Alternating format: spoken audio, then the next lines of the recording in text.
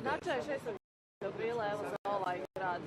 Nekako je taj datum i početak aprila istorijski vezan za Sarajevo.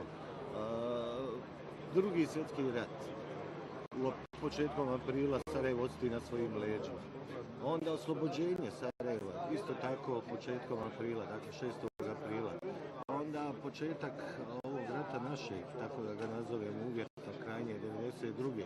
isto je vezan za početak aprila, odnosno prve aprilske dane. Dakle, Sarajevo i april su nekako izgleda istorijski vezani. Tako su se posložile sve te istorijske okolnosti, da sve nešto što se dešavalo u nekim periodima, nekim gotovo pravilnim periodima zapravo je vezano za početak aprila i Sarajeva. Da li smo nešto naučili iz ovih aprila prethodnih? Ja se nadam da jesmo. Pazite, jako je važno da ne budemo ljudi kratkog pamćenja.